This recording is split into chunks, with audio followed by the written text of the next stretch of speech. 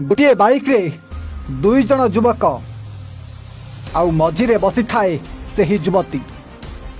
केही किछि बुझिबा आगरु गोटे बाइक रे एका संगे चली थांती सही तीन जन सामने बसी गाड़ी चलाउथला युवक किछि न जानला पड़ी गाड़ीर स्पीड को बढ़ाइबार लगी थाए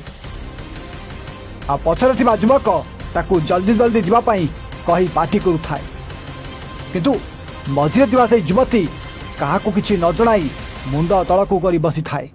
जाकू देखिले लागू थाए ए तीन जन बोध हुए घर छाड़ी लुचि छपी केवाड़े फेरार हो जाउछंती आउ ठीक एतिके बेले मझिरे बसिथिबा से युवतींकर गोड़ तलकू घोषरिबा आरंभ कर देइथिला आउ सही पादरू थप थप करी रक्त बाहरी रास्ता रे पड़िबा मध्ये आरंभ कर देइथिला किंतु एते सब परे भी से युवती निज गोड़ को ऊपर को उठाई नथिले जाकू देखिबा परे लोकंक मनरे संदेह बढ़िबाकू लागिथिला आउ घटना विषय सबु सत जानिबा पई से माने सही अंचलर किछि युवक से बाइक पछरे फॉलो करबाकू आरंभ कर देइथिले जाउ जेतेबेले से माने तांको पाखरे पहुंची देखिथिले सेतेबेले से तांको निज आखि को मध्य विश्वास कर पार नथिले हां क्या गाड़ी को अटकेबा परे से दुई युवक सेठारू फेरार हो जाइथिले एवं मझिरे बसिथिबा से युवती तलक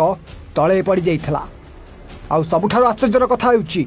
गाड़ी रे बसिथिबा युवतींकर पूर्वरु कुआडे मृत्यु हो जाइथिला आउ पाखापाखी साढ़े तीन किलोमीटर रास्ता एमाने युवतीर शवकू धरी बुलुथिले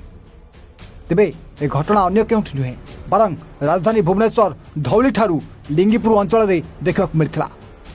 जहां नहीं सारा अंचल रे वर्तमान चर्चा खेली जाइछि हाँ क्या लिंगीपुर अंचल रे ठिकादार भाव में काम करथुवा राजू नामक जने युवक तांको पाखरे काम करथुवा भाग्य नामक जने युवती को विवाह करथिले पूर्वरु सबकिछि ठीक ठाक भाव चलुवा बेले एई 2 मास हेब तांको भितरे कोनोसी कारण को नहीं झगड़ा लागुथला अब एबे से तांको स्त्री को हत्या करबा परे एपरि भाव में बाइक रे नहीं ताकू फिंगी देवा को चेष्टा करथिला किंतु अधा बाटरे तांकर सबु सत जेमिति पदारे पड़ जाइथिला ए घटना को नहीं पुलिस निजर तदंत चलाइथिबा बेले अभियुक्त फेरार थिबा देखा मिलछि देखक रहिला ए 2 जन अभियुक्त केवे धरा पड़ुचंती।